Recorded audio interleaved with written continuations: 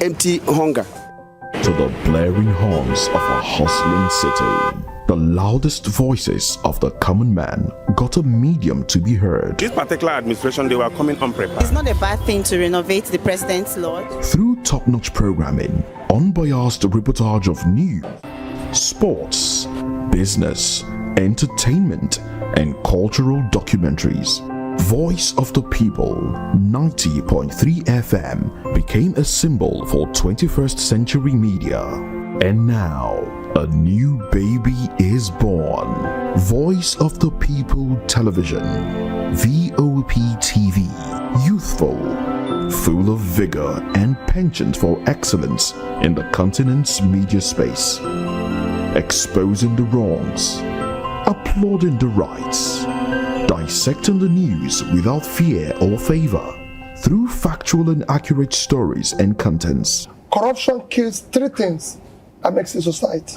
Representing the interests of the people and giving them a voice. Voice of the People TV is here to stay towards building a fair society. VOP TV, Voice of the People Television, truly a voice for the people.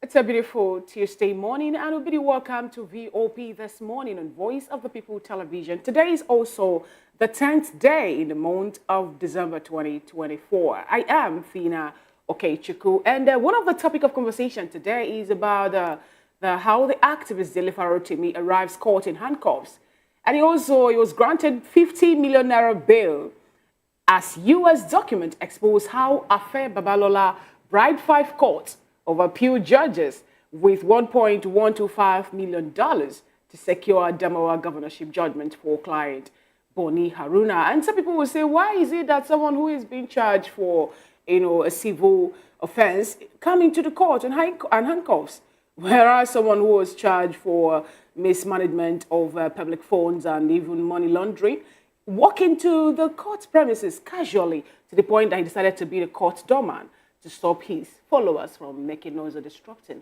the activities of the court. Quite interesting. I'm not alone in the studio this morning. I have Moses Humphrey and Chukuma Kwaro. Good morning, Chukuma. Good morning, Fina. Oh, well, many people will say that's Nigeria for you. Once again, good morning and thanks for joining us. I am Chukuma Okoro. Nigerians will choose their president. Article replies Akume's call for not to wait until 2031. Now, the Secretary to the Government of the Federation, Senator George Akume, while defending the contentious tax reform bills before the National Assembly, also called on politicians from the North to have patience, more like bury their ambition now, their presidential ambition for now, up until 2031, when the current president will have served out his 8th term. Now, the question is this. Akume also said that the president's second term is already guaranteed. But former Vice President Atiku Abubakar, in a terse response, said no, Nigerians will choose their president and not the likes of George Akume to dictate to them who will be their president. These and more we have put together for your listening pleasure this morning. Moses? All right. These are the conversations, of course. His 2 terms, 8-year 2 terms. Let's let you into other conversations. And as we do so, do well to subscribe to the page on YouTube. It's Voice of the People TV. And on other social media platforms, we are at VOP TV Live. And of course, our slogan is, now you have more than a voice. And putting that into effect, you do know that you can call into the show as well, all right? Let's know what you think about the stories we're sharing. Now, to call, you need to save up this number. The number is 0904 473 2605. That is 0904 473 2605. Now, that's the number with which you can send us messages via WhatsApp. You can make short videos, not more than 1 minute videos, please. Send the videos to us with your face, of course, responding to the conversation that we're having right here. Well, I am Moses Humphrey. Before we get into the major conversation this morning, let's touch on a few other things that Nigerians are talking about. Germany's president, Dr. Frank-Walter Steinmeier, is set to visit Nigeria from December 10 to the 12th, which is today, of course. So he should be in Nigeria today, and it's for a 3-day official visit. And this, of course, marks the third high-level exchange between both countries. That's talking Nigeria and Germany. Well, and that's since President Bola Tinubu's inauguration, since his inauguration.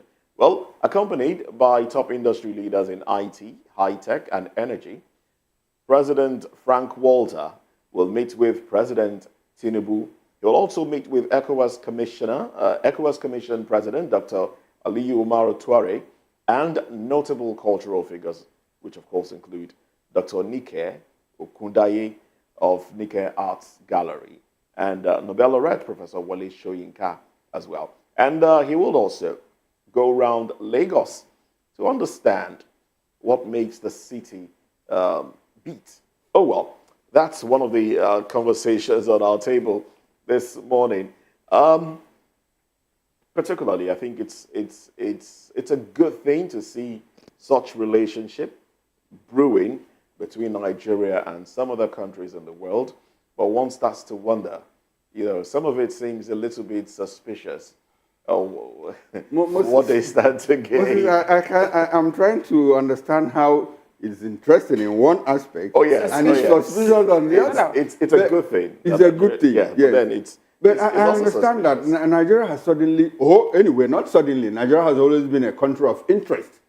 But it's more like there's a momentum now that the current president is driving, to put Nigeria in the global space. And like you said, it's a good thing, if you ask me. In terms of bilateral relations, in terms of multilateral relations, there's a lot that Nigeria can gain from this relationship. But before we begin to harvest the gains from these relationships, there are certain things that we need to do, which is to put our house in order. I mean, if you can't put your house in order, there's no way you'll invite your friends. Oh, don't you think that was the reason the president made them know at the G20 summit in Brazil that we're having some challenges in Nigeria, and he also called on them to help us so that we can be able to mitigate those challenges to the barest minimum? Some Nigerians will say something, it's better that German president is coming to Nigeria now. Recall that before now, our president had been traveling from one country. Narendra Modi came to Nigeria. No, apart from the Indian Prime Minister, who else? Now, just check it out. Just supposedly how many times the present administration, the present president have traveled out of the country. From Qatar to France, 3-day visit to France and all that, and UK. But thank God today we're having a German president. I understand your argument, but my point is this. Look, what are we asking these people to come and help us do? These are things that we can on our own fix. If I have to invite Moses to my house, to come and help me solve a problem, probably to fix my refrigerator or fix my television, I don't expect Moses to come and sweep my house for me and keep my couch in order. These are things that basically I should do to even make the house comfortable for you to come and sit and help me solve my problem. Insecurity, what do we expect Germany, France, to come and help us do in insecurity? It's basically a Nigerian problem. We are the ones involved, so we have to tackle it first. And if we are calling on Germany to come and help us industrialize and France to come and help us build industries in terms of foreign direct investment inflow, I understand that perfectly. But are they the ones to come and build our road infrastructure for us? Certainly no. So in the whole mix, but we can do business with them in that regard. Contracts can exchange hands. I understand. Moses, contracts can exchange hands. But the argument is this. Do we have a conducive environment, convivial environment for those businesses to thrive. Well, maybe with these their are- presence, we might have, conducive one. They might help us in any way they've been able to put their own house in order, wherever places that they're coming from, to make sure that the issue of insecurity, which we are crying to be one of the challenges, one of the things we're having as a challenge in Nigeria, is being reduced. Because I could recall there was an argument where some people say that, it's more like foreign interest is kind of fueling the issue of insecurity in Nigeria, where some people are looking at how they can mine our mineral resources illegally. And by so doing, they're kind of, trying to get people or make some areas a bit unstable for the people. But let's see how this turns out. Well, that cannot be ruled out. Foreign interest cannot be ruled out. But it's ultimately how we manage things back home in Nigeria. I'm happy you have come back to what manage. No, things. I never said we shouldn't manage things. What I said was, it's a good idea that we are having such a relationship. Like I said too, we are having the such benefits of bilateral, but relationship. we should look at what they stand to gain, what these people stand to gain. So I think we should be careful in how we open our doors to countries. I understand Nigeria's foreign has to do with Africa, putting Africa first and the rest of it. But we should be careful how we open our doors, because whoever comes in will seek what they can benefit. And we haven't well managed our resources. So I think we should do a lot more in that regard. Oh, well, let's move on to another conversation now. Well, the Chief of Army Staff, Olufemi Oluyede, is spitting fire, basically what Nigerians expect him to say. But it's not just about saying now, it's about doing, because he has reaffirmed the Nigerian Army's commitment to ending the Lakurawa terrorist group's reign of terror following a deadly attack on Mera village in Kebbi State that left over 15 people dead and many others injured. Meanwhile, suspected bandits launched a violent assault on Kakindawa village in Zamfara State's Maradun local government area, abducting more than 50 women and children. More than 50. Well, eyewitnesses report that the armed assailants wielded sophisticated weapons. Key word there, sophisticated. And they invaded the community around 1:30 a.m. when the righteous slept. And, of course, on Sunday, you're chuckling. On Sunday, moving from house to house. No, it's not funny, really. It's not a laughable thing. And we are not making light of it. It's horrific. It's terrible that these kinds of actions have continued, where people are dragged out of their beds and taken away. And we know over time that these people are taken away to be used as some sort of cheap labor in some mining sites. I know sometimes we shy away from saying these things as they are, but that's what it is. People are being used to mine resources. And when some of them die in the process, bandits also take these people away and ask for ransom. Levies are placed on communities, and government is not, well, some would say government isn't doing much. Some would say government isn't doing anything at all. But it's not just about the Chief of Army Staff saying, look, we will deplete their numbers, we will wipe them out. Let's see action. Let's see the work. Let's see you. And I mean, he's not new to the theater of war. He's not new. He's not new to the theater of war. So it's not just about saying, I will do this. It's my, let's see the action. Talk less, please. Talk less. Let action speak. Moses, it's not. He's not new in the theater. For him to have risen up to the position of Chief of Army Staff. Over 30 years, yes. Yes, over 30 years, but like I'll say, it's like a new broom sweeps clean. Moses, it's not laughable. We are not making light of it. It is Nigeria that is making light of this situation. And for me, it's become more like, when I read this, when I heard this, it's like deja vu. Oh, it looks like I've heard this before, time and time again, Like I said, we've become inured to the side of, to the news of these things. People being killed, people being kidnapped, people being taken for ransom, and all of those things. Yet we have a government, that is unable to. Meanwhile, at a point, they always come out to tell us, We have decimated bandits. We have decimated Boko Haram. In one fell swoop, we killed like 300 of them. 300, not of them, of their kingpins. Bandit kingpins, 300 kingpins, not their foot soldiers. And in the next breath, you hear that 50 people have been kidnapped. Moses, people have been kidnapped from IDP camps. These are people who have been chased away from their homes, put in an IDP camp. Some of these IDP camps have survived as long as 10, 12 years. Now, bandits, terrorists go to these camps, kidnap people, and take them away and ask for ransom. Meanwhile, on some occasions, government pays this ransom. All of us are witnesses to the fact that a certain document circulated where some state governments, budgeted money as ransom. Not only ransom, but, as fees, monthly fees to bandits and their, and their allies and all of those things. Yet, we keep running a circle show. We are unable to, we don't have intelligence to bring these people to book. We have spent so much money, $200 million a piece to buy Tucano jets. So much money budgeted for insecurity, budgeted for the Ministry of Defense. We have had accusations. People have been accused of being sponsors of terrorists when they were serving as governors and all of that. Yet, nobody's career has been damaged. Nobody has been brought to book. And all we hear is that the military is on top of their job. How do you convince Nigerians that the military is on top of their job? Like I said, to me, it has become a deja vu. Probably by this time next week, I don't pray, but it seems to be happening every now and then, that we also hear that 150 people have been kidnapped and taken away. For how long are we going to continue in this direction? The part of the whole thing that hurts me the most is the fact that we're looking at, from what the eyewitness said, 50 people, women and young girls.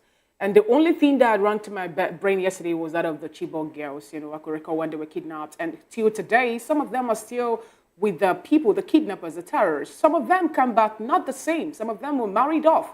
Some of them come back with children. And one want to ask, what's the fate of these 50 women? Moses said something about how they will be subjected to, illegal mining work and activities and all that. And I wanted to ask, what can a single or a small girl do at the mining site?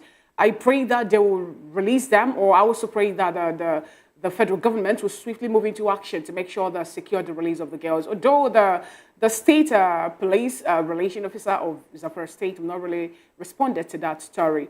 But what we are trying to say here this morning is the fact that it's becoming more like a norm. It's one too many already.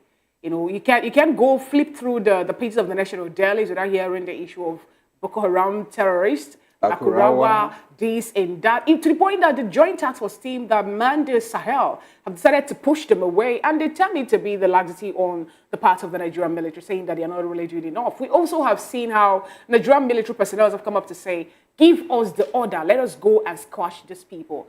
And I don't really know what is happening, but I pray that the new Chief of Army Staff, will not just open up to, or will not just promise Nigerians, I'm going to do this, I'm going to do that. I pray that he's going to back up the words with proper action so that we can take out the terrorists, causing mayhem in Nigeria. And also, importantly, what happened to the names made available to be the financiers of terrorists in Nigeria?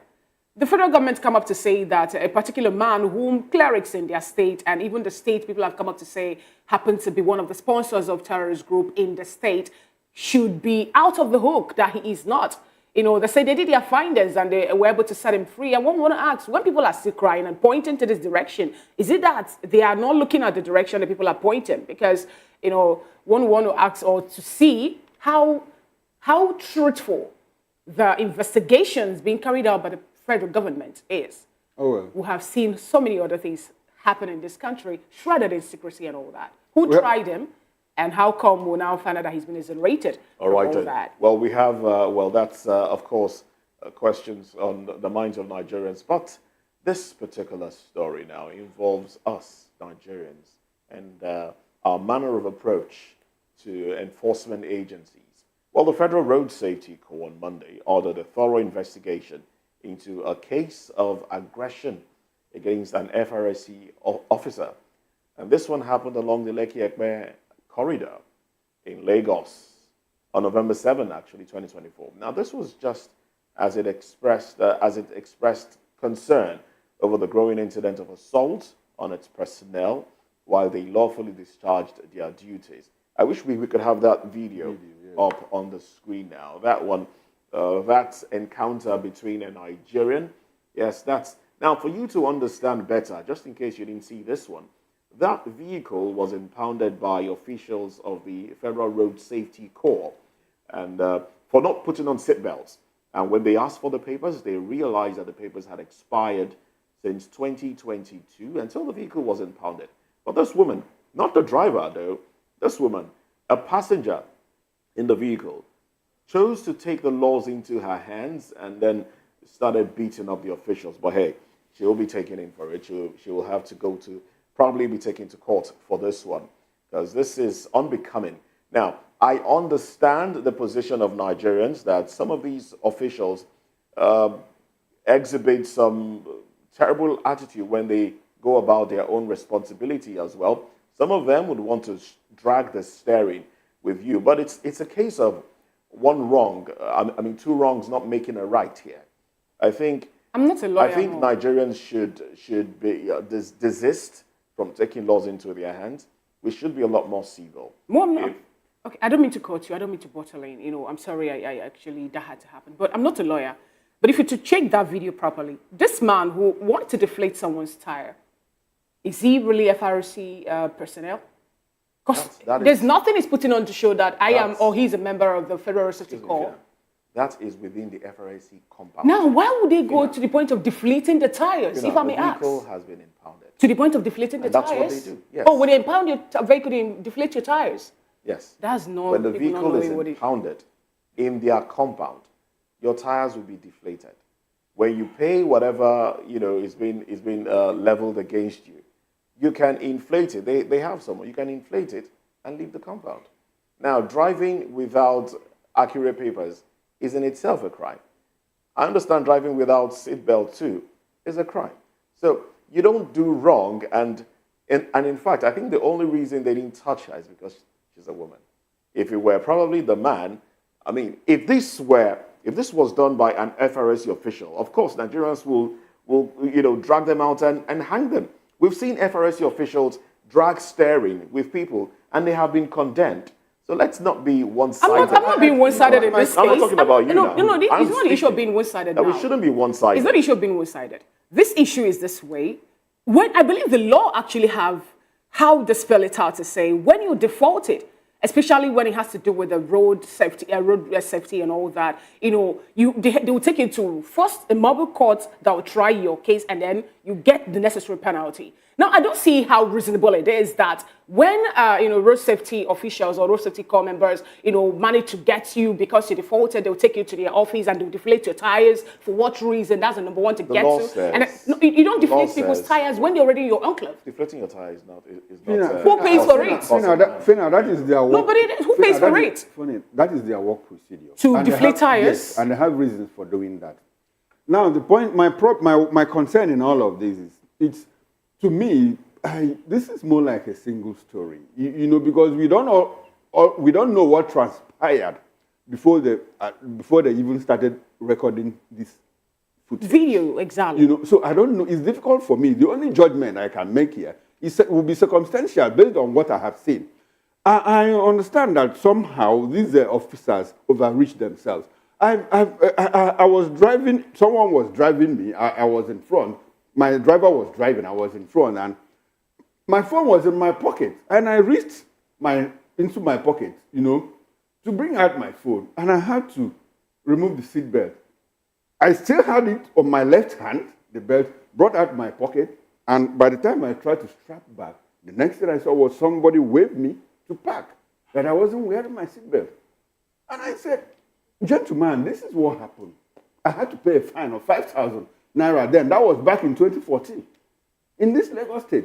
So if I had reacted negatively, you can imagine what will happen. So the thing is about how Nigerians manage their emotions and reactions. But I'm sure you know that he wouldn't know that you were reaching, you had to unbuckle your seatbelt to get your phone. Exactly the point. But when I tried to make that explanation, I was wearing a suit, I was an editor then, and on I even showed him my ID card. I said, look, I'm not going to try to convince you. This is actually what happened. I still had it in my hand, though, when it was at a close distance. So if he was observant, he should have also seen that I had it in my hand and But yes, it back. no, what I'm saying is that this thing happen. He would readily conclude that you saw him and you were trying to strap on.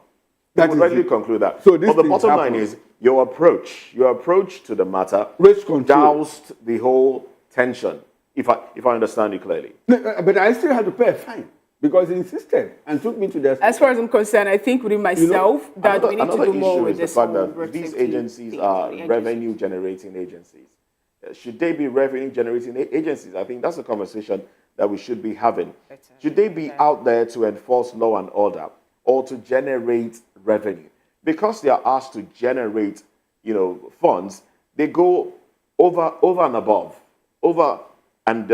to sometimes they jump on vehicles because they feel they have to take something back home, which of course endangers their own lives as well. Yes. And there's also the conversation around arming road safety and the rest, which of course I don't think should be. That's my personal opinion, which I'm entitled to. Yes, I don't think they should be armed because we will be having too many armed officials on the road, and we know how people get when weapons are in their hands. They could take laws into their own hands as well and get aggressive, take someone's life. I mean, the police, authorized to carry arms, misuse it sometimes. So I think we can actually do better in this regard. And Nigerians also, let's play our own part. I mean, no one is innocent here, but let's play our part. And that's how far we can go on the trending stories. If you ask me, I would say it's of no use for the FRC core members to be the judge in their own case. Take the person who they forward to a mobile court. I believe that the person will get the penalty necessary. We'll have to move over to taking a quick peep on the cover page of the National Dailies to know what you're talking about this morning. And we have the Punch newspaper, The Nations, The Daily Independent, and a whole lot more. And I would like to take a punch on the Punch newspaper this morning. And the banner headline there reads... You'll probably get a punch one day. Because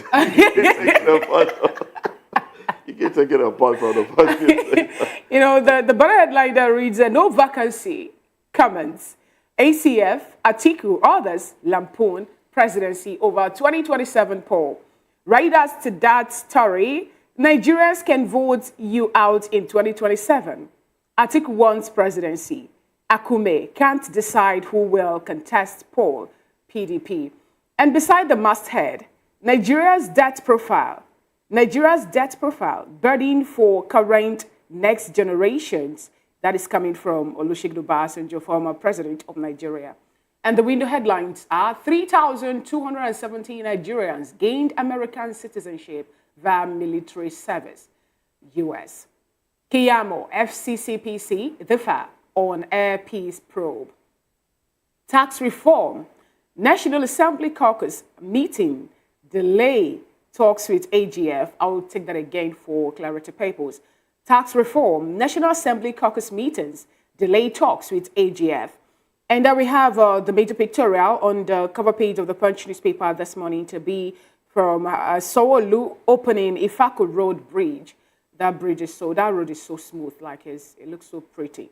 If I'm to use that word, there's no pothole, nothing else. So just, Chukuma, maybe you take me there so that we can, test run. I'll try. See. Fine. I'll try. Yotard, Southeast, South-South affairs, airfares jumped to 287,000. Yotard, Southeast, South-South airfares jumped to 287,800. In the stories on page 21 of the Punch newspaper, defamation, Farotimi gets 50 million naira bill to submit passport. The story is on page 30 of the Punch newspaper. And the last but not the least of the headlines you will find on the cover page of the Punch newspaper this morning is Ajayi files suit to stop Aida Tiwa as Ondo governor. And that story is on page 28 of the Punch newspaper. And that's all we have on the cover page of the Punch newspaper this morning. All right, let's quickly run through Daily Trust newspaper with the banner headline. Tax reform, Southeast Senate caucus seeks wider consultations. Bills attempt to usurp Ramfax responsibilities. I think that story is on page 4. Then there's an advertorial there. I think it appears on front page of so many newspapers. High Chief Government, is this an advice? Should I be talking about it? Anyway, I think it's about one celebration about the job people that they have crowned Chompolo. You know, as they say, it's Agadababo during the Agadababo festival in Bayelsa State. And that's all from Daily Trust. I think we might have to talk about that during the newspaper. Oh, yes. Review proper. Oh, yes. We'll talk about that much later.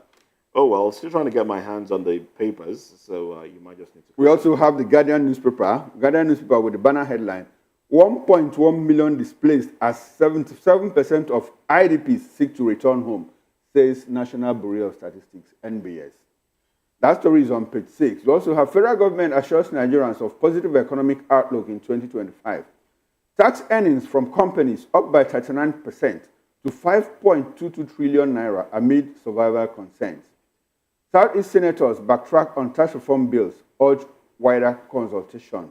Again, we have the advertorial of Chompolo on the front page of the Guardian newspaper. Chompolo seems to be making loads of money because when the president says he doesn't want his birthday celebrated in the media, Chompolo goes ahead to celebrate him in the cover pages of the papers. Oh, well, let's move away from that story. Is that all? Yeah, that's all from the Guardian. Oh, great. Now let's go to, I think we have News Direct. News Direct has its banner headline here. Insecurity, we are hitting them hard. Lokarawa terror group will soon be history. COAS says cross-border cooperation critical in tackling terror group. Stresses need for military to step up efforts in fighting terrorism. And on top of the masthead, we have Sanwo-Olu commissions Abiola Onijemo Link Road with bridge. Equities market slumps as investors begin week with 62 billion naira loss. 2025 budget, FG to borrow 9.3 trillion naira. Project 2 trillion naira for debt servicing. Government, Namadi signs Jigawa Electricity Regulatory Commission bill into law. 2025 budget, Zulum presents 584.76 billion naira. Budget prioritizes education, economic development. Well, these are the headlines that we have for you in this hour. We'll take a little break now. When we come back, we'll be looking at the happenings within the criminal justice system as activist Dele Farotimi arrives in court in handcuffs, granted 50 million naira bail, and also a U.S. document exposing how Afe Babalola bribed 5 Court of Appeal judges with $1.125 million to secure Adamawa governorship judgment for client Bonu Haruna. Well, this is the conversation when we come back. Stay with us.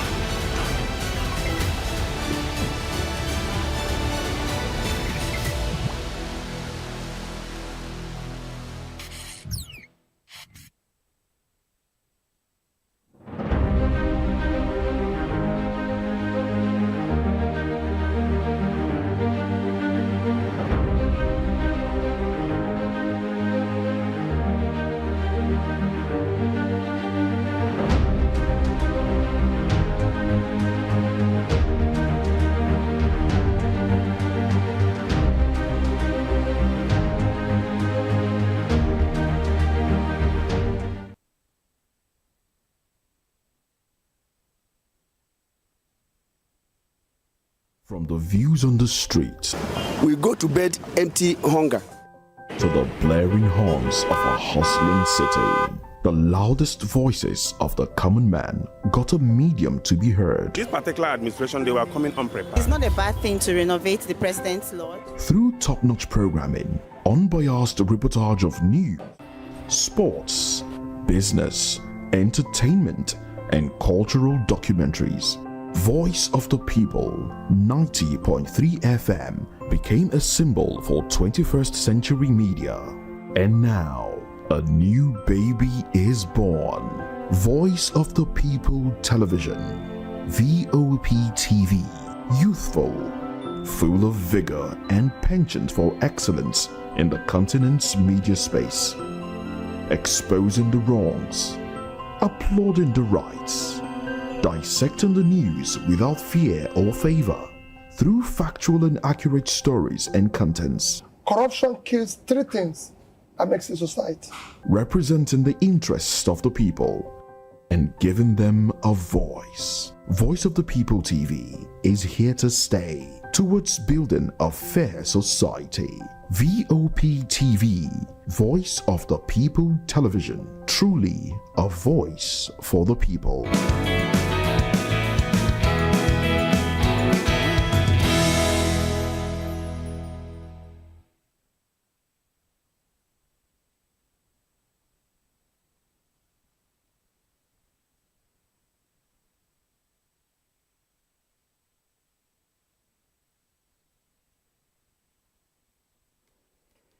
Thank you so much for staying with us. It's still VOP this morning. A federal high court in Ekiti has granted bail to human rights activist Dele Farotimi and the sum of 50 million naira with one surety. Presiding Judge Babs Olaniyi Kuewumi ruled that the surety must provide a 2-year tax clearance and a bank consent later. The trial has been adjourned until January 29, 2025.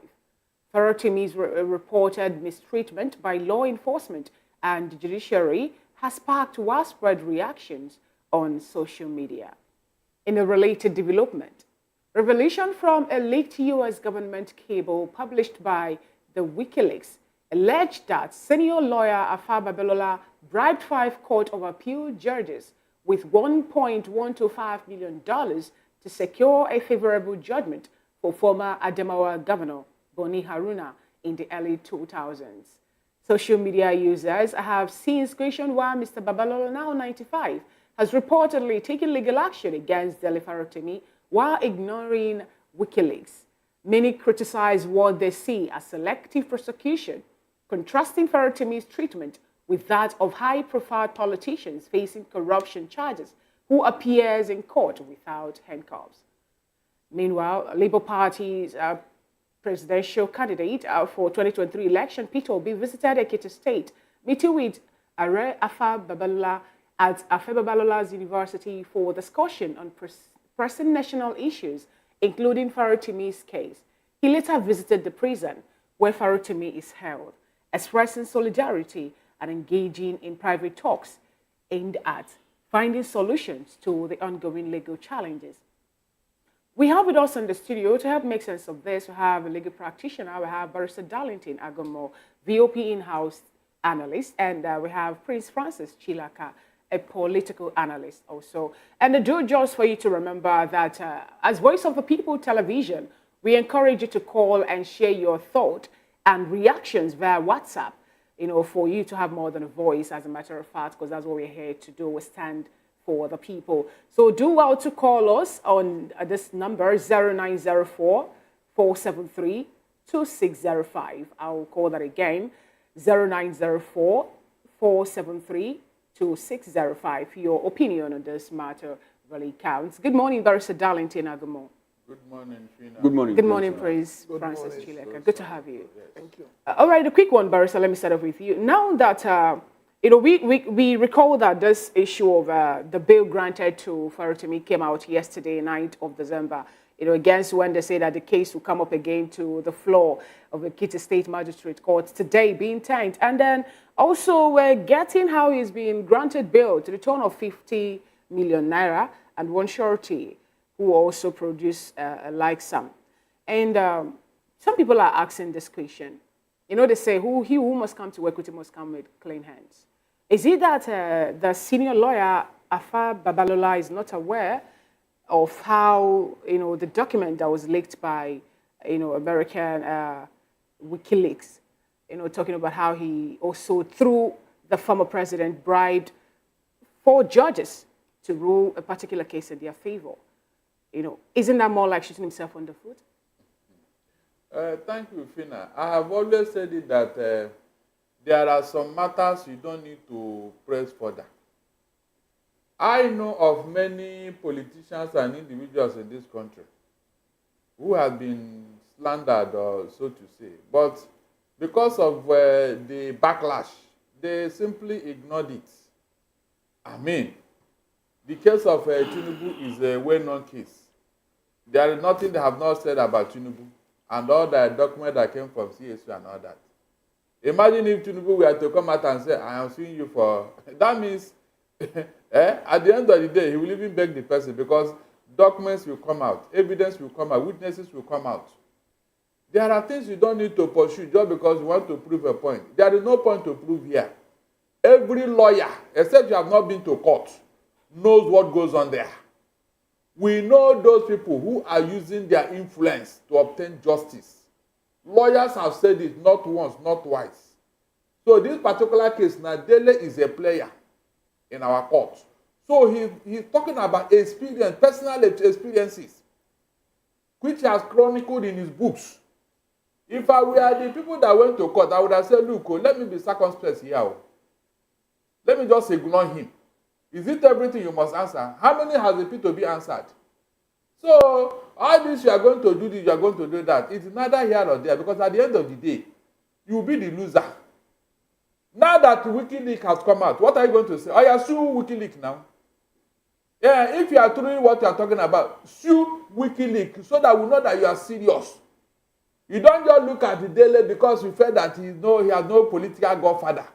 You can now ride roughshod on him. No. Do you think that this is more like getting back at him? Recall that he once had an issue with Babalola where he also sued him for libel. Yeah, of course. And then according to him, he said that the case did not even make it to where it should be because it was kind of, stopped before it to get to proper hearing and, proper, investigation. Mm-hmm. Now, do you think that this one now is more like get back? The way the whole thing is played out? Or what do you make of it in general? If you see get stuck somewhere, when the evidence and witnesses start coming forward, I am sure somebody will say, let us settle out of court. Barrister. Because more skeletons will be opened. Barrister, it's interesting that I'm going to take you up on a statement that you made. You said, every lawyer knows what goes in there. Yes. Experienced lawyers using their influence. Exactly. Exactly. Barrister, isn't that an indictment? No, it is not. Hold on. Barrister, please hold on. On the justice system. Now, and doesn't that make this look like a case between Dele, Farotimi, and lawyers in general? And the judiciary. He said Nigerian criminal justice system is not about affair Babalola. It's not. It's about the judicial system in Nigeria. Go and check what the last two CJN said before they left office. Go and read what they said about during their valedictory speech. Go and listen to what Justice Alta Ogia said. Alta. All this is in the public domain. So what is anybody talking here? Well, if that be the case, what do you think? Do you think he will get justice now because that's Mr. Farotimi? Yes. Do you think he will get justice because if he's fighting the system, how then will the same system give him justice? Why not? One single journalist called Anas brought down an entire Ghana judiciary. And it prompted the cleaning up of Ghana judiciary. Is it not on record? So what is wrong if somebody... But that's Ghana. We're talking Nigeria. Oh, really?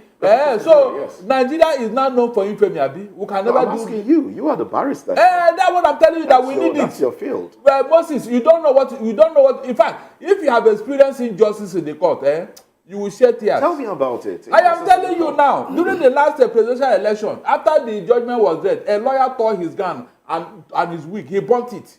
A lawyer. He came out because of what transpired. Okay. The judges said that the document they brought for sale came late. They didn't say that it's not proper or that it's not valid. Though. They said it came late. And because it came late, you now said, okay, let us move on. You now replace coming late with injustice. Is that what you are talking about here? If the justice system is up for the highest bidder, shouldn't we change the slogan that the judiciary is no longer the hope of the common man? Shouldn't we change it? It is you and I that made it so because we are sleeping on our... No, you are the barrister. You made it so. No. It is the society. All of us. We slept on our rights. Is it not always, let's move on. The election is over. Let's move on. Is that not what they were telling us? Okay. So we are moving on. We're not just talking elections now. Is that what? We are not just talking elections. Now we're talking. We are talking things of in the general. same thing. The judiciary, who's supposed to uphold justice. All right. Moses, are you aware that the man, the lawyer that presided or handled the James Ibori's case in UK was jailed with the boss, James Ibori? Is that not on record? He wanted to compromise the UK judiciary. They jailed him with his clients. Okay. Can it happen here? But Barrister Agomo, thanks very much. Let's bring Prince Chilaka into this conversation. Conversation is very conversant. At least all of us know what panned out. But Moses asked a question about the judiciary being the last hope of the common man. I want to base my question on that.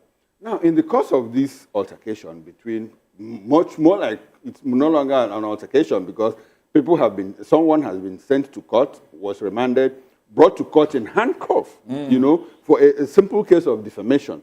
Now, in the course of all this, we had Yoruba elders say, appeal to Babalola to please, the word please, kindly release Dele Farotimi. We also had our own Peter Obi, the presidential candidate of the Labour Party in the 2023 general election. He took a journey to Ekiti State where he went to discuss probably with Babalola based on this issue, because I think on the sidelines it was mentioned. He also went to see Dele Farotimi while he was in detention. And if you put all of these things together, should we be begging Babalola to release Dele Farotimi? Is it the one holding him or is it the magistrate? So in the light of this, how do you now, can you walk us through what the judiciary has become? Is this a tool in the hands of few people or is it still the last hope of the common man? I'll take it from where you stopped. Last hope of the common man. Who is the common man? You and I saw children, kids, who were protesting in the north because they were hungry. And we saw what the justice system did to them. We saw how they were treated by the Nigerian police. We saw how they were started by giving them a bail condition of 10 million. And then you begin to ask yourself, has our judiciary system become one of the arms for generating revenue for government? That is where we should start from. If you're looking at kids who have not fed over some time, who are hungry, and you're asking them to pay 10 million naira bail, what kind of justice system is that? Whether we like it or not, the Nigerian justice system has been immersed in a lot of controversy when it comes to corruption. Was it not last year the NBS released a report that the judicial system got the most bribe in the history of this country? Now, Prince, hold your line of thought. My question is this: are we not the ones aiding this thing by elders, Yoruba elders, asking Babalola to please release Dele Farotimi? Okay, when you use that word, please, I personally don't believe in that. I will tell you this for free. I believe that it is best for us to judge than to war. Okay. I believe in alternative resolution of issues. And I believe that, like they will say, an elder cannot be in the house and they go to give birth and the child will be intertwined. Wouldn't it have been proper for these elders to appeal to the magistrate, to the judge that is handling the case? No. To follow due process. No. If you say they should appeal to the judge, you are indirectly saying they should go and bribe the judge. I think that what they have done in their capacity, within their rights, is proper. What P2B has done, we must also realize, let us not put P2B in the middle of all of this. I've seen a lot of people talking. We'll come back to that. I've seen a lot of people saying all kinds of things. P2B naturally is one man that believes in peace. Now that you've taken us there, let me finish my thought. P2B believes in peace. And what P2B has done is what anyone in his right senses would have done. P2B has not given there is no release that he went to beg. So people insinuating that are not being fair to him. Okay, now, I'm sorry, I have to butt in at this point. I was hoping we'll come back to that towards the tail end of this segment of the show. But now that you've brought Peter Obi into the mix, don't you think he appears desperate now? Desperate for attention, desperate desperate to be in the news. If he's dabbling into things like this, does this concern Mr. Peter Gregory Obi? Should he be seen going to meet Afeba Babalola to talk peace with him? Should he be seen going to meet Dele yes, to talk peace with him? Is he trying to influence the judgment in any way? Does he look desperate in all of this? When you said when you said desperate, I don't get desperate where you're for attention. I said no. If you followed Peter Obi since after the 2023 election, he has not stopped. He's a moving train. He has continued with what he's known for, and that is one, charity, showing love, and reaching out to people. I'm not taking positions. I'm taking positions when he needs to take position. I'm not privy to any information of Peter Obi visiting Nnamdi Kanu in detention. I'm not privy to it. You see, let me be very Sorry, honest. I'm bringing this into it. Let me be very honest with you. We need to understand there's a thin line between what is going on with Dele and Nnamdi Kanu. See, let me tell you, the moment you get involved with Nnamdi Kanu, you are already labeled as an IPOB. So he's afraid of being labeled? No. It's not, no. Like I keep telling you, Biafra is an ideology. It depends on who is leading or who is carrying that ideology out at that time. In Nigeria, you and I know that Nigeria is the only country that has proscribed IPOB. Yes. And they have tagged IPOB as a terrorist group. Okay. Nobody would want to dine with a terrorist group. Nobody would want to be stained or to be referred to as a terrorist. Or you also mean nobody would want to associate with that ideology? No. If it's been No. Well, then let us leave the ideology out of the people promoting it. But we are also. But you see, the thing is, Peter Obi himself has, Peter Obi has spoken. But we've also said Peter Obi is not supporting the violence in the Southeast. Peter Obi has spoken against the incarceration. Why hasn't he gone to visit him? To maybe you and I know what happened to people who had tried going before to visit Peter Obi. I mean, to visit Nnamdi Kanu. You know how they were embarrassed. Even the lawyers sometimes don't get access to him. So why do you think that Peter Obi is a politician, a public figure, and a public figure will be given more access? Now, if you're looking at Dele's case, let us also come to reality. We need to, the Nigerian police, as a matter of fact, need to tell us at what point do they handcuff somebody to the prison? We need to know. We cannot run a banana republic. That's conversation. It would be nice if we have on our screen the video that trended on social media. There was a juxtaposition of Dele Farotimi. I wonder why I keep stammering on the name.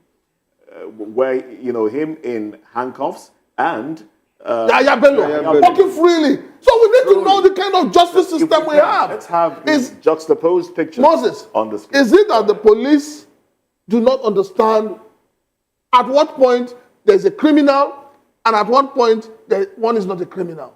We need to know these things. So you think that personal interest is playing out in this? It is. No, it has played out. All right, now the question is this. Nigerians, or some people are also organizing a protest to this effect.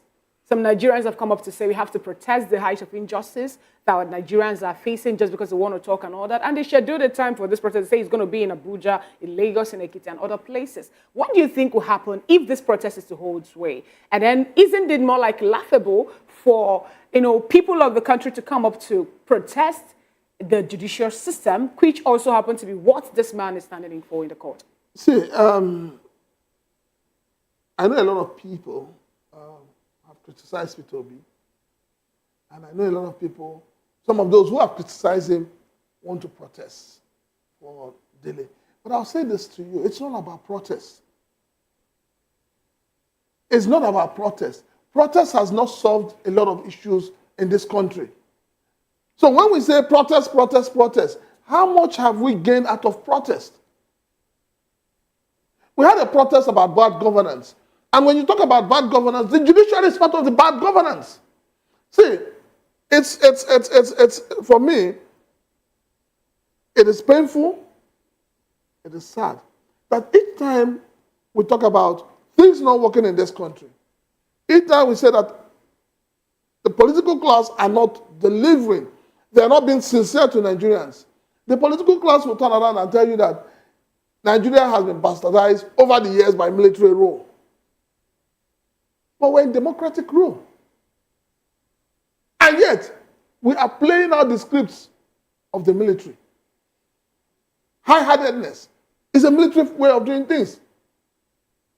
Kidnapping, abducting is a military way of doing things because they believe in brute force.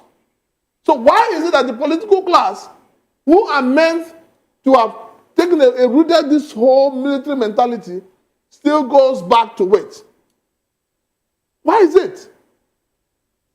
So for me, yes, I believe that there are times to protest, but I also believe that there are times when, reasoning should prevail more. All right, now, Barrister Darlington, in one of the videos, a podcast that Dele Farotimi, granted some people, which also happened to be part of what made it to the court as an evidence against him, he made mention of how some people now carry out judgment or pass judgment based on their, the way they feel, let me put it that way, using their discretion instead of going by the books and all that. And that's one of the things it tagged to be one of the challenges the Nigerian judiciary is facing today, saying that judges no longer look at information they have, the things brought before the table and all that, but they now pass, or more like sell justices based on their using the direction. What does this really say for judicial system? Let me tell you one thing. Somebody called General Dia. When he was alive in the military, late one, yes. He said that he knows one particular judge in this country. That whenever he wants to rule on a matter, whenever he has a judgment, he always have two judgments. One by the right-hand side of the pocket, the other one by the left-hand side. And that the judgment will depend on how much you're able to cough out. And when you read the two, you won't even find any fault in them. Are you getting what I'm saying? Dear, I wish he's alive today. People will know what I'm saying. He said it. Now, leave this back aside. Please, how can you tell me that? Because most people don't even know the genesis of this matter. On the 11th of November, a petition was written to Zone 2, where Dele was invited. He came on the 13th of November to answer for that petition. When he saw what they wrote, what happened? That one Tony Elumelu wrote the petition that he's maligning him, defamation of character. And now Dele said, look, how did this thing come about? That one of his fans asked him on his social media handle that, look, do you think Tony Elumelu will vote for P2B in 2027 and leave APC? Of course, Dele he now said, no, how can Tony Elumelu leave those who gave him food and go and vote for P2B? That as far as he's concerned, that Tony Elumelu is like an impoverished rich man. That he travels with the president everywhere. He even came back from France with him just recently and all that. He gave his reasons. And that was the genesis of the matter. After replying that petition, they now went to the AIG office at Zone 2, where the man now saw the lawyer who wrote the petition on behalf of Tony Elumelu. They now asked the lawyer, did Tony Elumelu give you permission to write this petition? He said yes. What's his name now? Dele start going. Whenever he said no, that he must get bail and all that. Dele said no. That what did he do that will warrant bail and all that? That he's going to stay here. If they have anything against it, they should take him to court. He's ready to go to court. At a point, the AIG said, look, this thing is not necessary. One of the IPO now said, look, the winner asked Tony Elumelu, listen very well, the winner asked Tony Elumelu whether they should charge the matter to court. This further angered Dele Farotimi. At what point did the individuals decide who will go to court, the matter that will go to court and the matter that will not go to court? When Dele have said, let us go to court, you are now asking the man if the police should take the matter to court. The argument become heated at the point the AIG said, okay, Dele can go, that they know him. Whenever the police need him, he can come. The man left. The following Thursday, when they asked him to come, he came. And it was at that point that police started hunting him. He said this was a press release he said before they arrested him. Now, from this trajectory, please, is it proper? Because the petition went to Zone 2, and Zone 2 covered the whole of Southwest, including Ekiti. How can you not take a matter that is in Zone 2 and took it to one police station in Ekiti? Please, is that how these things are done? Somebody should call and tell me.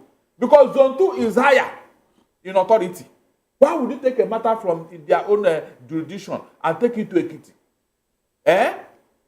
Dele said it was at that point he heard that a matter had been charged in the court in Ekiti, fraudulently, but nobody served him. You and I know very well that Dele will never refuse to attend any court session. He made it clear. That means you obtained this bench warrant fraudulently.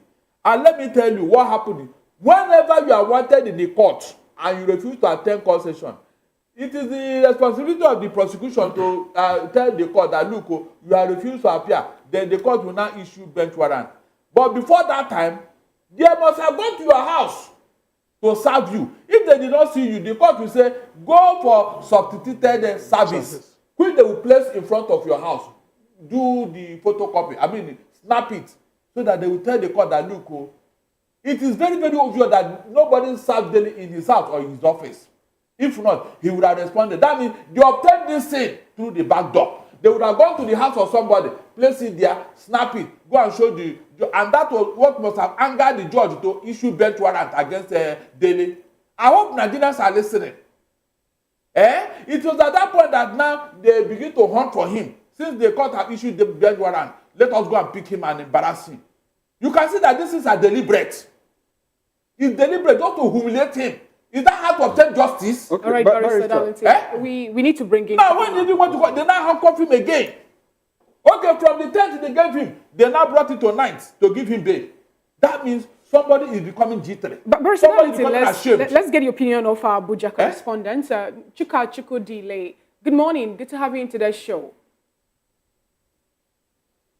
Hello, Chuka. Can you hear? Okay, good morning. Good to have you in today's show. Yesterday, we talked about this a little, how Mr. Dele Farotimi was granted bail of 50 million naira and also with a surety. But now we have another development to the story where we have a revelation from a leaked U.S. government cable published by Wikileaks saying that, a particular time in 2000, $1.125 million was paid, by a senior lawyer, Babalola, to bribe 5 courts of appeal judges to be able to, get favorable judgment for the former Adamawa governor, Boni Haruna. What do you really have to say about this, given the fact that the case that made Dele Farotimi to get to where he is today was bordered on defamation? It's more like saying a kind of worms have just been opened, like in the case of Chief Afe Babalola, because with these allegations that have recently come out, it's bringing a twist to the whole situation and story, So it's really one at this point. Maybe he would be thinking, or maybe his advisors would be like thinking, like maybe he shouldn't have gone the route he went by. Who knows?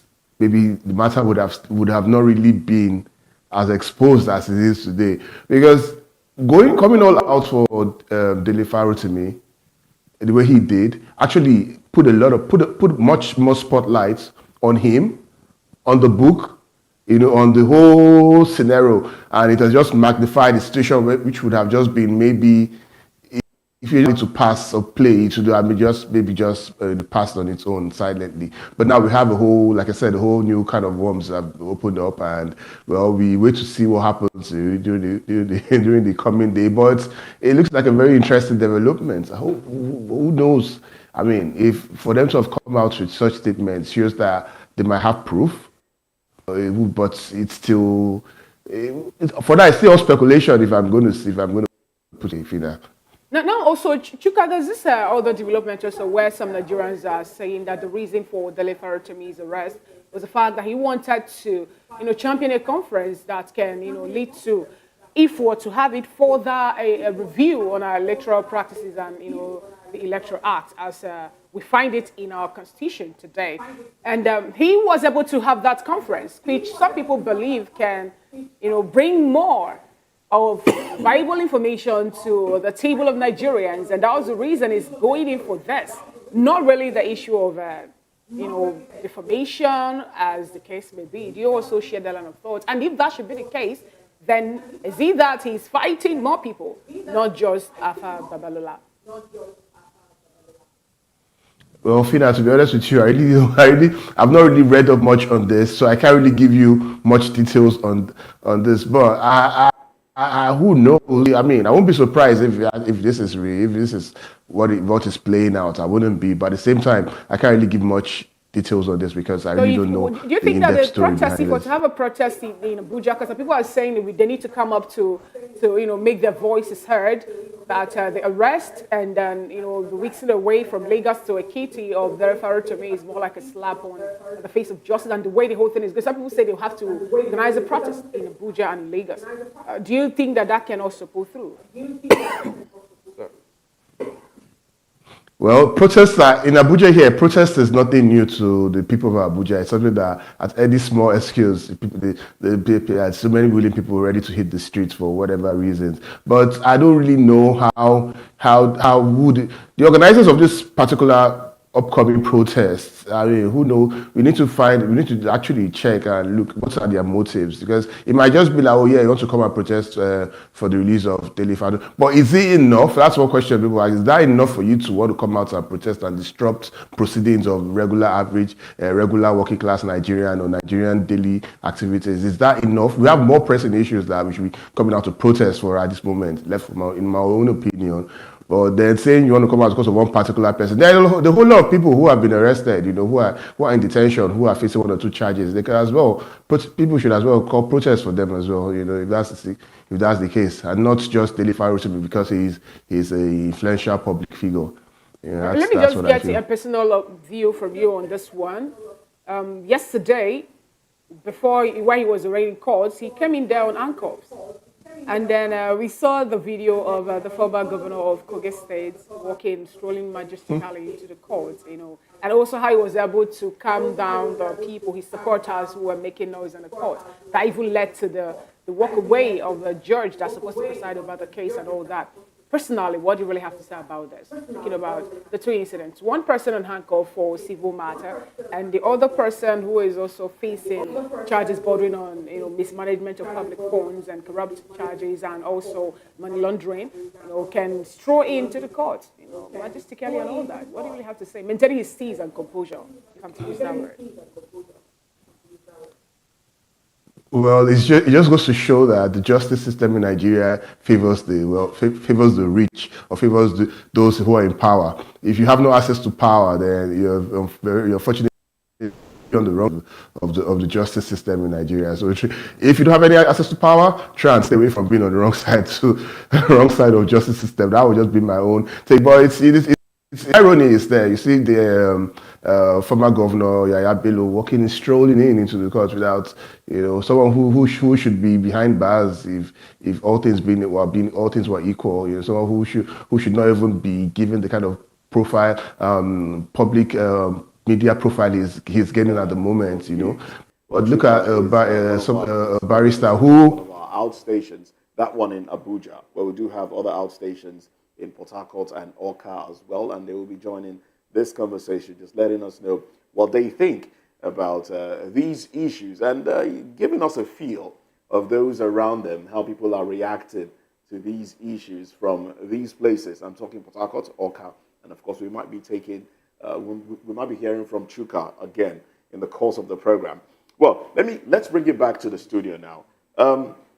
Prince, now we've seen how this has played out. Do you think if Babalola had just ignored, it probably wouldn't have dovetailed into or degenerated into what it has degenerated into? The reason I say this, let me expatiate a little bit. Reason I say this is because now we are having documents from WikiLeaks purportedly revealing high-handedness and some other actions relating to Are Afe Babalola. One of them, let me just take an excerpt, and if we can, let's have that up on the screen as well. This one, as made public by Sahara reporters, reads, there's a part of it that has been highlighted. So let me just take that part. And yes, that part here. It says, yes, that's it on the screen. According to an attorney for Haruna, the outcome was ensured in typical Nigerian fashion, underlined word, in typical Nigerian fashion, with cash. The attorney, who works for presidential attorney Afe Babalola, said that when President Obasanjo sent Babalola to take over the appeal, he also sent cash to be used for the appeal. The attorney claims that he went along for the delivery of 30 million naira, which was about $225,000, to each of the 5 judges on the tribunal, but did not know if this was all the money disbursed. This is the normal procedure when it is an important case, he averred. And then there's a note there. It says, note, the appeals court's decision is final and cannot be appealed to Nigeria's Supreme Court, end quote.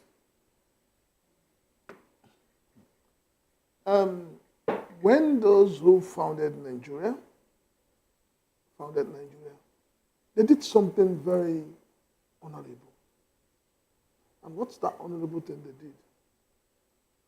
They ensured that the judiciary was a separate arm of government, independent of the recklessness envisaged within the executive. And the reason why they did that also was to ensure that justice prevailed, and that the ordinary common man had somewhere to go to in case his rights have been abused. That's a wonderful thing to do. Have we been able to live that out within the context of Nigeria? No. We have always known, this is what is playing out between Dele and Afe is not new to Nigerians. It's not today that Nigerians are hearing that there are certain people who have amassed so much wealth and amassed so much power that dictate how the judgment of the courts go. Okay. It's not today. We'll be hearing it. But nobody has been as bold and outspoken as Dele has. Okay. And put it in a book. Because what Dele wrote is not a third party, I hear say. No, he said, I am involved. He wrote as somebody whose rights has been tampered with. Okay. Not only by Afe Babalola, because it is not Afe Babalola that is being on trial or being put on trial now. Let us be very honest with ourselves. More like the judiciary. It is the judiciary. Because indirectly, what Dele is saying to us as a people is that the Nigerian judiciary is messed up. Okay. The Nigerian judiciary has gone to the highest bidder. All right. So, Prince Chilaka, your line of thought, hold it. Barrister, let me bring you in at this moment. Yes. We are talking about judiciary. We are talking about the criminal justice system. We are talking about our jurisprudence, the legal system. Now, this Dele's case, Dele Afe Babalola, it's more like a Pandora's box has been opened. Now we are beginning to hear a lot more, that transpired, even during the Obasanjo regime. Yes. Now, one of these is that United States envoy leaked a document which was put out by WikiLeaks, with part of what Moses just read out now. And it was discovered that Bonny Haruna's judgment was procured with about $1.125 million. Now, the question is, as a lawyer, can you help us walk through this process? Is it possible, that this evidence from WikiLeaks could be used in court by somebody who is interested in that matter to sue? Will it be admissible in evidence? Now that Bonny Haruna has served out his term, what happens if the court decides that, look, this evidence is true. So what is going to happen is who is going to serve penalty between himself, that's Boni Haruna, former President Olusegun Obasanjo, who we understand ended this process, and Alpha Babalola, whose chamber was used to implement this process. Can you help the viewer at home understand what can happen in case somebody, an interested party like you are a lawyer, if you decide to take up this matter? Mr. Okoro, thank you very much. In any criminal matter, it can come up anytime, in 200 years, in 300 years, as long as there are new evidence, and as long as that matter has not been adjudicated upon and the judgment is given, anybody can come up and raise the issue. You can go to court anytime, any day. Sorry, but in this case, the Supreme Court gave judgment on Boni Haruna's case. So is it not final? Hold on. You didn't hear me. I said you can come up with new evidence. Okay. Are you getting what I'm saying? And the court is bound to listen to you. Because as at the time the court gave judgment, the evidence you are bringing on the table was not available. Now, let me tell you what is going to happen in this particular matter. The Supreme Court may not be willing to indict itself. When you bring this fair judgment, especially when it borders on corruption, they will not avail you. Remember very well, listen. When Michael Zekome, SAN, went to Imo State, and then look at the case of Hope Uzodinma and the judgment that the Supreme Court gave, and they told the Supreme Court that, look, we have a new evidence that this judgment, you need to revisit it. Do you know what the Supreme Court said? They said Michael Zekeme is a busybody, that they have already rested that case. And for bringing it up, they fined him 40 million naira. That's the end of the matter. So it's not all cases that you are going to say, let me go and try. Or if they have given judgment, you leave it for God. Because if you bring it up now, where are you going with it? So in this case, nothing can be done. You cannot use it as a reference point. So let the man you are accusing now go and challenge you. Yes, the onus on this man now to say, no, what you're saying is not true. Then you can bring up evidence. Okay, let's put aside let's put aside the issue of Boni Haruna. Is it possible that someone can sue Obasanjo and Alpha Babalola for bribery and for bribery? Oh my God, you need to go. No. I'm not talking about getting judgment, securing judgment. Is it possible that someone can sue? You can sue. Based on that. Okay, you can sue, but how far will you go with our court?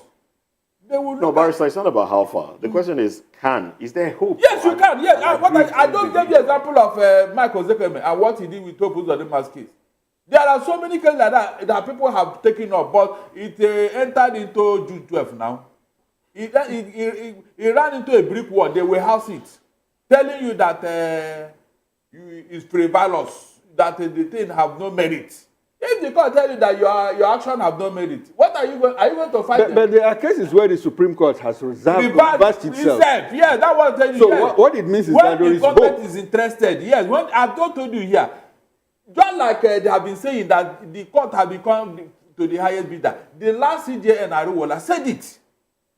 Please go and listen to his valedictory speech. He said it, that the judgment have gone to the highest bidder. A whole CJN said it. All right. Okay. So at that point now, whom are you going to doubt? Prince. The man who's at the helm of fire have said it. So what you are saying here that it is possible. Barrister. If Afe meant what he's saying, now that Wikileaks have come up with his own, please let Afe join them in the matter. Let him join them. So that you don't just select only Dele Farotimi because you feel that you have power over him. Okay. Now, Barrister, let me move away from you. Thank you very, very much for your thoughts there. Let me come back to the Prince now. The perception that money answers all things in Nigeria. How does that work for us when, especially in the courts, and especially at a time when Nigeria is trying to get investors in? How does that work for us? For genuine investors. When you say money works, money it answers all things in Nigeria. That is why you can have people who are hungry, who have no roof over their head, who cannot pay their children's school fees, yet they will collect 5,000, 10,000 and go and protest in support of bad policies of government. That is why you can have people whose companies have closed down and laid off their staffs, yet they will tell you that, oh, this government is the best government we've had. It's money. And when you have a system where the government itself institutionalizes poverty, then you have a big problem. But Nigeria is canvassing for investors from the international community. And the international community, they are aware of some of these things. They seem to be in the know that there is corruption in the country. Some have even described Nigeria as being fantastically corrupt. But we still want them to come and invest. Is there a hope that we will get genuine investors? And I use that word carefully. How many of all the trips Mr. President has made, starting from the time of his predecessor, Buhari, to date, how many investors have come? Anybody coming with the current state of things in Nigeria must also be a corrupt person. It's the truth. And that's why I say that for you to be scammed by Yahoo Yahoo, you must also be a scammer. Right, let's bring in Mr. Obaleke to the conversation. He is also he is at VOP TV station, our station in Oka. Mr. Obaleze, good morning. Good to have you in today's show. Can you hear me, Mr. Obaleze? All right, we would like you to unmute your device if you can hear us, because we can't hear you from this end. I didn't get you now.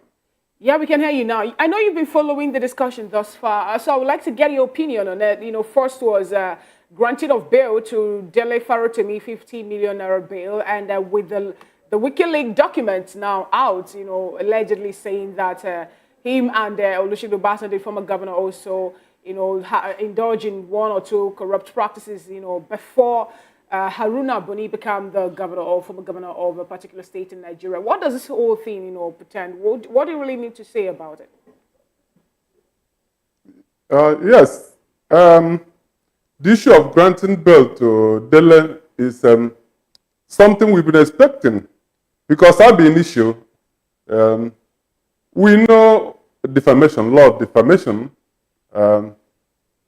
it's always a civil matter, of which that he should have been granted bail from the onset instead of locking him up till days after. So now that has been granted bail, and I know when a lawyer like him, he's not a layman like myself, a lawyer like him points to the fact that the judiciary, Nigerian judicial system is corrupt, and he points a figurehead. He couldn't have done that without his proof, because our small knowledge of law, mass communication law, law of defamation, will always tell you that you must have to prove. The onus of proof lies on you. If it is true, you can get away with it. And if what you have published is in public interest, most of the time you can also always get away with it. So there are so many grounds upon which the author shouldn't have suffered. But it does appear that what is happening is a confirmation of what he has written. Let me tell you, almost on a daily basis, every Nigerian is on the lips of every person. Everybody says it, the judiciary is corrupt. This one is only that he has documented it in writing and also pinpointed a particular arrowhead. So what is happening is opportunity for Nigerians to actually get to the root of it. All right. And just like we're talking about selective attention to matters, Okay. All right. person that feels injured, Thank you very much for a very wonderful take. Let's move away a bit from that. You are in Oka now. Something happened over the weekend. The Archbishop Emeritus, you know, of the Anglican Church was missing. Can you give us an update? Has he been found? Who found him? What's the police doing about it? Quick one, please. Yeah. So far, there's no information that has been found. No official information that has been released. And his case appears to be like the case of so many other people. On daily basis here, people leave their homes and either they don't get to their destination or they then return back. So it is what that has been happening. Even though the police have upped their games, making a lot of arrests in other cases, but in this particular instance, His Grace, the Archbishop, is still, the information is not yet clear as to whether he has been released. All right, then. Thank you very much. Thank you very much for your contribution there. We'll come back to you before the end of the program. Now, let's also let our viewers know that they can be part of the conversation as well. You can send a short video, you can send us messages, you can call, and we will take your call. The number to do so on is 0904 473 2605. That is 0904 473 2605. And yes, you have the number scrolling on your screen. Now, before we move away from this conversation, one more question to Barrister, and maybe Prince Francis might also react to this. Now, with Babalola's strong desire to save his name from being put in the mud with everything that is going on and the revelations coming up from Wikileaks, the sales, the massive sales of the book that Nigerians had to rush to buy to read up on the criminal justice system, do you think he might be rubbing more mud on himself as against saving his name? Yes, because that's what it's looking like. I told you here that in some quarter they are becoming G3 because Dele, he issued a press conference and wrote petition to several bodies. Sorry, please. Someone also asked a question here that Dele seems to have stepped on a lot of toes. Could it be that this case with Are Babalola is just the one they are using to prosecute him and keep him in check? Do you think so? Yes, there is suspicion to that direction because as I talk to you now, the real petition that took him to Zone 2, Oniko, in Lagos, nobody is talking about it again. I have not had it. Even told the element, he's not. So it's like the thing was orchestrated. If this one does not fly, let us use this one. Because they know that if they go for that defamation of character in Lagos State, they cannot hold on to it because it's no longer a criminal offense in Lagos State. That is why that one has been played down. Nobody is talking about it. That was the main and original petition that took him to Zone 2. And I was wondering why a matter should go to Zone 2. Then somebody will not take it to a one police station from where it went to court. So it will tell you that this is orchestrated. More so when Dele mentioned that Tony Elibeli is a friend of the president. He even chronicled how they've been moving together, all the business they are doing together and all that. Before all right, so there are other powers involved in all of this. Exactly. Those ones that have been, they are pulling the scenes from behind. They are pulling the scenes from behind. And you and I know that Farotimi, what's his name now? Babalola is a friend of this government and the president. Are you getting what I'm saying? So if you check now, the forces of government are against Dele. It's not as if it is one person or one individual against the other. No. Yeah. The people that... What's the record about those that have fought the government and won? How robust is that? My dear, listen very well. Though. Before President Buhari left office, he signed a check for over 2.something trillion naira judgment debt against the federal government of Nigeria. People that have won cases against the federal government. He signed it 2 weeks to his departure from office. He signed that they should go and give these people their money. But they've not been paid. Yes, it's on record. So, he said what? But the monies have not been paid. Who told you that when they pay, they come and tell you so that you go and collect it or what? That one is an issue. As long as that, it is left for the people to go to court. Look, court have power. They can garnish your account. Are you aware? The court can place a lien on your account and you can't withdraw or pay into that account. They did it to the police when they refused to pay money they are owing. And immediately they woke up. I'm telling you. So court has power to make you pay for any debt you are owing anybody. Don't deceive yourself.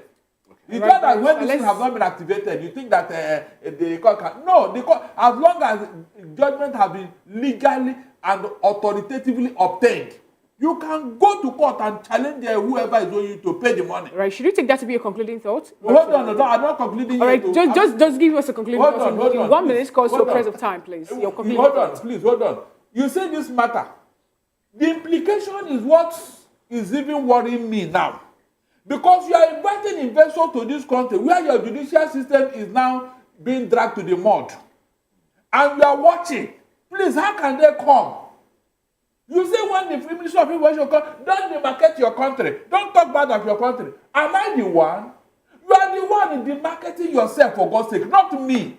All right, Barrister, thank you so So much. when you see all this, please search yourself first. Leave Nigerians alone. We are even helping you to do it. You should be paying us for what we are doing for you. Right, we are helping you to clean your image. Thank you so You much. should be paying us money. Thank you so much. Now, Prince Francis, let's get a concluding thought so that we can move over to the next conversation. I would have expected the legal luminary, as they want to refer to him, Afe Babalola, to have allowed sleeping dogs to lie. But unfortunately in Nigeria, once you have money and you have power, you must exercise it. You must show people that you have arrived. And having taken that step, things that ordinarily have been kept in the cooler are beginning to come out. And so a lot of us are saying, okay, Dele wrote a book about you and you're not happy about it. Wikileaks has started their own. Please go and sue them. Also get the Nigerian police to go and arrest them in handcuffs. And, but you see, we need to, for me, my final take is this. Our judicial system needs to be overhauled. Seriously. This idea of giving people bail conditions that most times do not sound reasonable for offenses that do not deserve such bail conditions. And then tomorrow we'll say, oh, the prisons are overpopulated. We are not helping issues. All right, Prince. So, and our judges need to be upright. Thank you so much, Prince Francis Chilaka, for that wonderful thought. I will have to go on a quick break. And when we come back, we'll be taking a quick look at how Nigerians will choose their president. And that is according to the reply Atiku Abubakar gives to Senator George Akume as he called for not to wait until 2031 for them to come up again for contesting for presidency in Nigeria. We'll take a quick break and we'll come back. We'll move straight down into the conversation.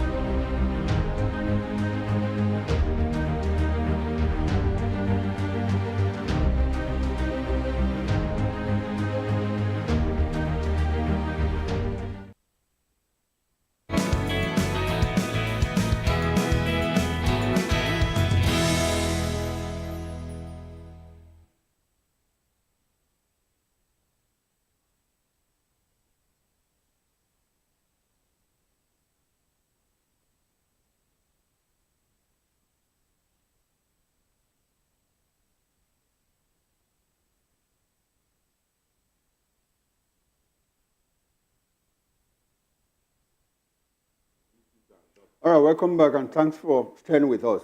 If you are just joining us now, you are still watching VOP this morning. You can also be part of this conversation by calling the number on your screen. It's a WhatsApp number and the number is 0904 473 2605. Let me take that again. 0904 473 2605. Now, former Vice President Atiku Abubakar has asserted that the power to decide who becomes Nigeria's president in 2027 rests with the people.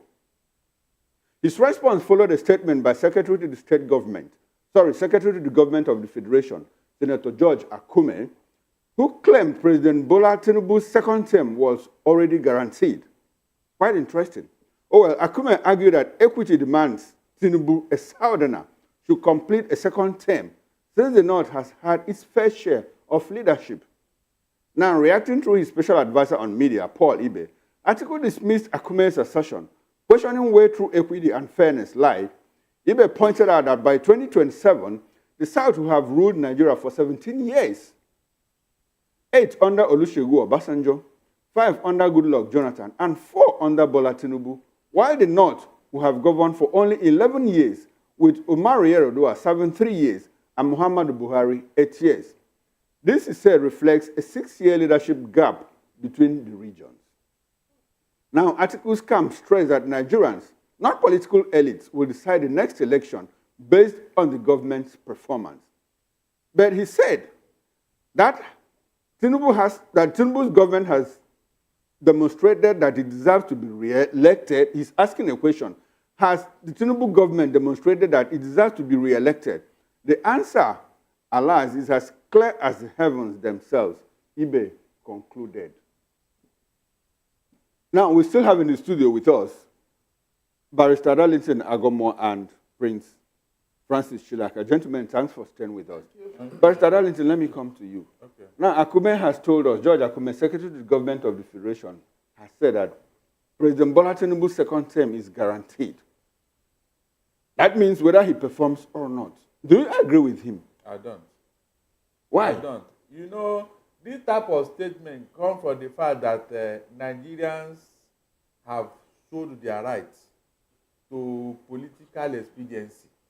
This nonsense about north to south, is it in our constitution? The answer is no.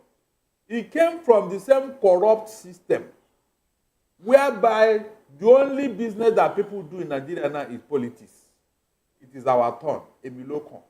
So if it is your turn, whether you are performing or not, you must remain there. Is that what democracy is all about? Is it not about choices, the choice of the people? Is that not what democracy is all about? Now, somebody telling me that it is the turn of the South, therefore anybody there must spend 8 years. Where is it in our constitution? You can see how we are messing up things. But tomorrow now, when this thing got out of hand, we'll start looking for somebody to blame. Meanwhile, it is you that caused it. Mr. Okoro, what Akume is saying is very, very wrong. That is not the way to develop and deepen our democracy. But if somebody is not performing, are you not supposed to change him? Hold your line of thought. Atiku said that it is the people that will decide.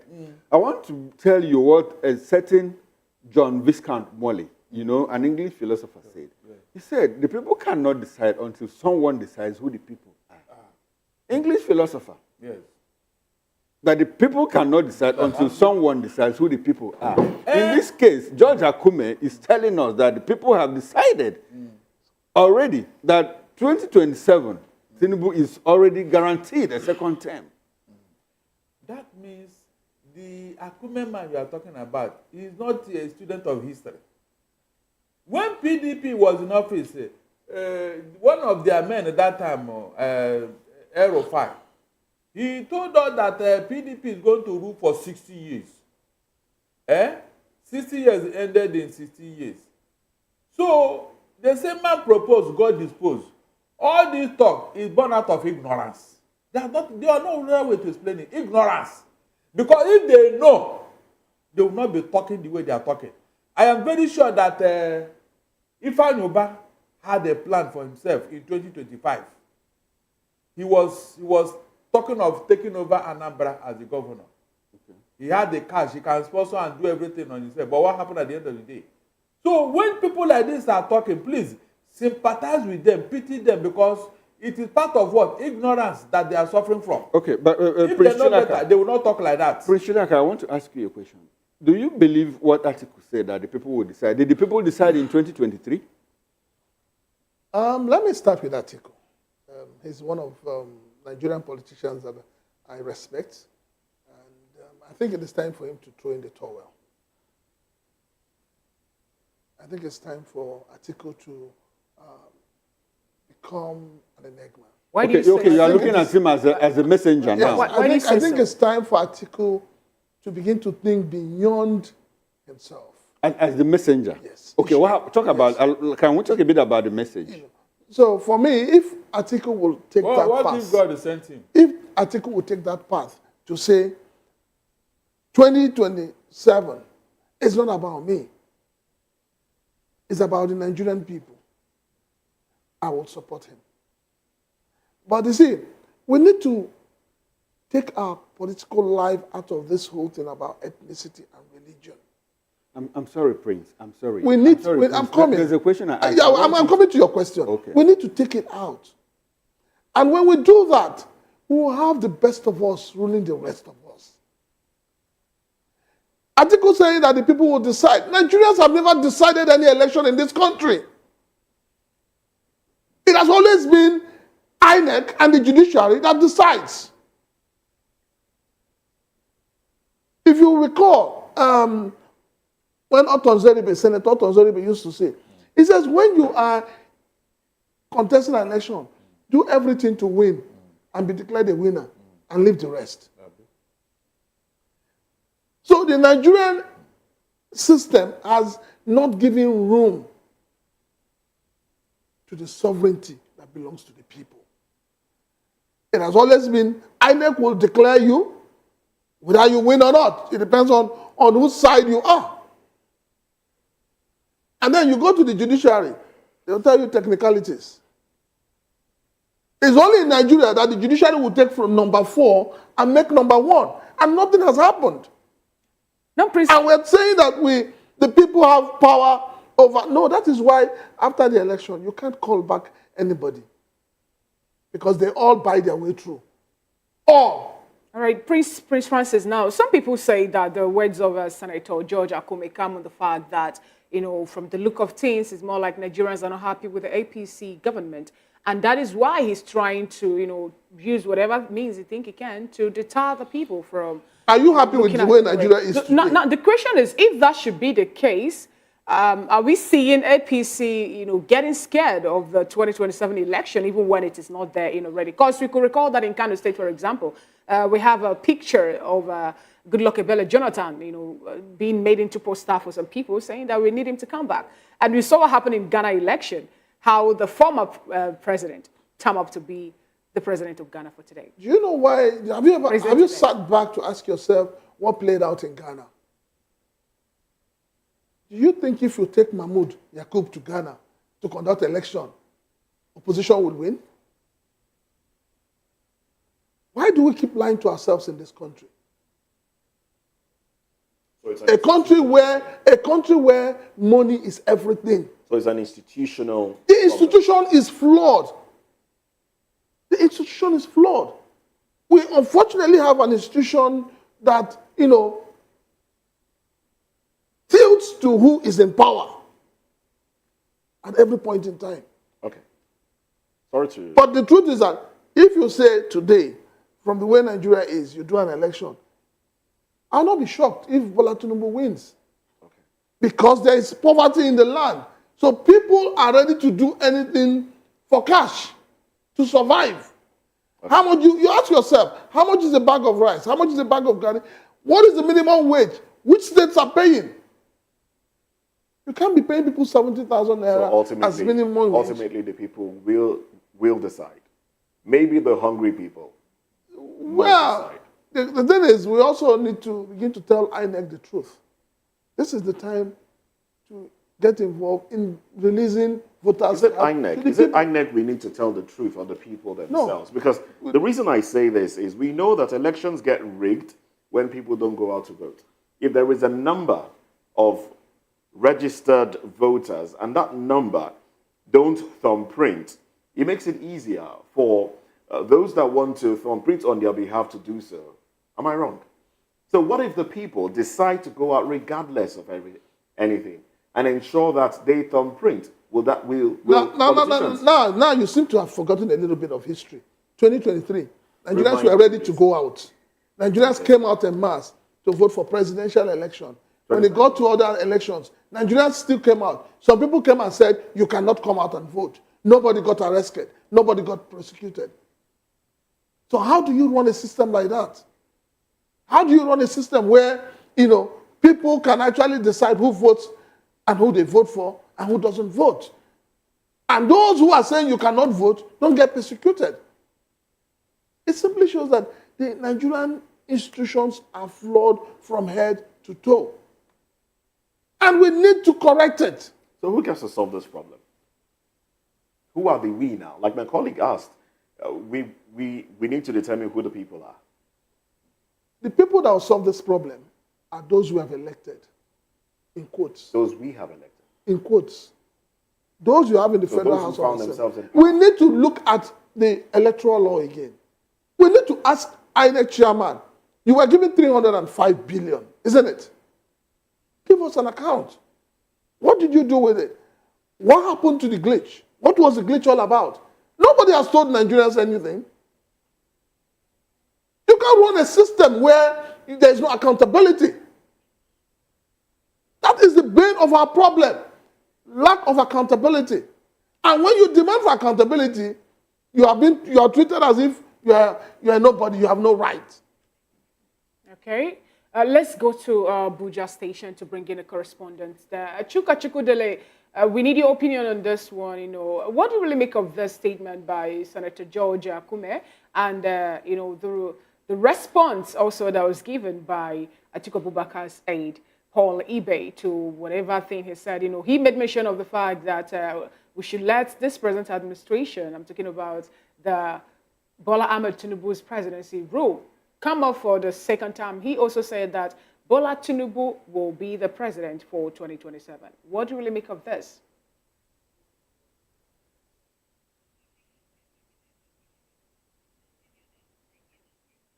All right, I guess we're having a network glitch in that. Okay, let's get your opinion, Mr. Ndu. Let's get your opinion on this particular one, Ndu Malaysia. What do you really make of the statement by Senator George Akume and the response from Paul Ibe, Atiku Abubakar's, you know, special advisor on media?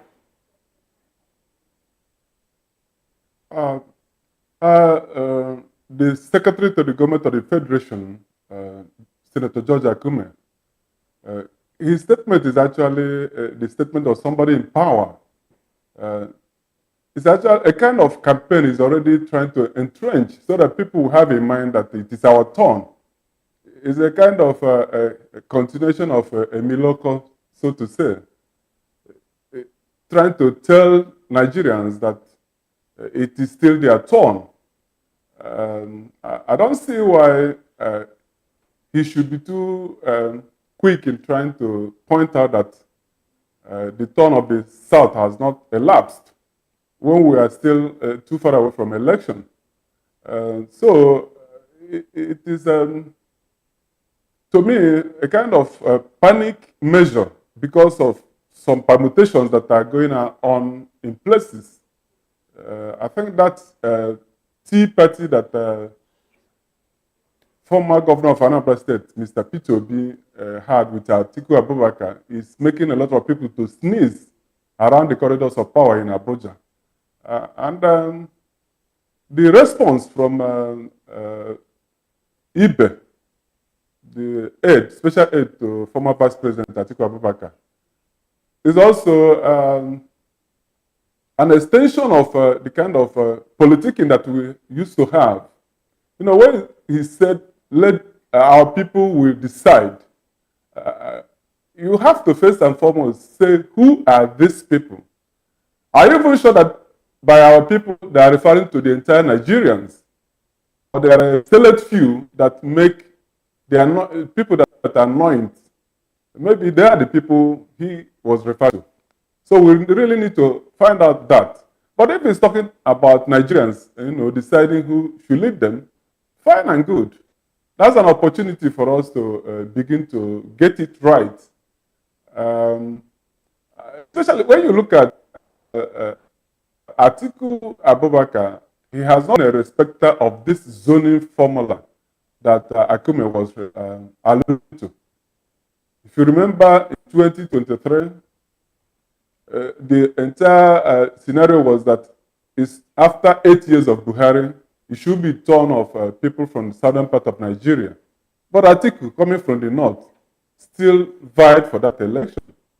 And even far back, he hasn't been able to, you know, say this is the time for these people and this is the time for the other people. So that shows you that he's still gearing towards maybe having another trial of the presidency.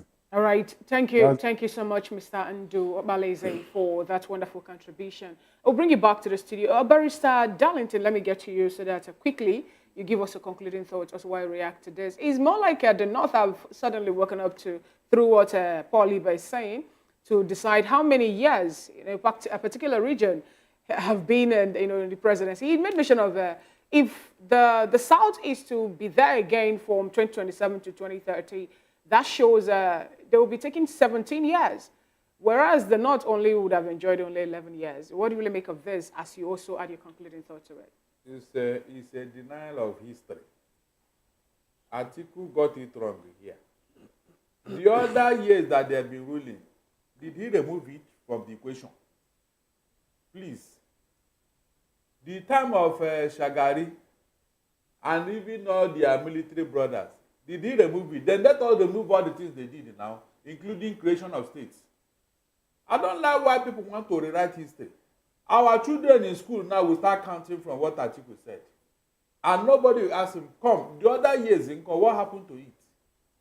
From Tafa Balewa to Shagari, and then the military boys. Those ones they are not years they not have ruled, or what? Please, they should stop distorting history. The only reason why I like Atiku is that he's a moderate in the North. He's not an extremist. He has always been a liberal person. That is one thing I like about him as a Northerner. He's level-headed. He's not those who are talking of baboon and the monkeys soaking in their own blood because of election. All right, then. Yeah, so when you remove that, every other thing he said. All right, Barrister, thank you very much for your thoughts there. Thank you very much. Barrister. Yes. Yeah. I should swallow the others. Yes. No, don't worry. Prince Francis, let's have your concluding thoughts. Prince, as you conclude, I would like you to answer a question. Atiku asked, has the Tinubu government demonstrated that it deserves to be re-elected? Please. The Tinubu government, to me, and to any reasonable thinking in Nigeria, does not deserve a second term. You cannot tell people to hold on to hunger, hold on to poverty, hold on to starvation for you to be re-elected. If things turn around in the next 2 years? We're in Nigeria. We're watching. 2 years almost down the line, nothing has happened. Nigerians have become poorer than they were before. And that's why a lot of people are saying, take us back to the era of Jonathan or the era of Buhari. But this era of T-Pain is what Nigerians don't want.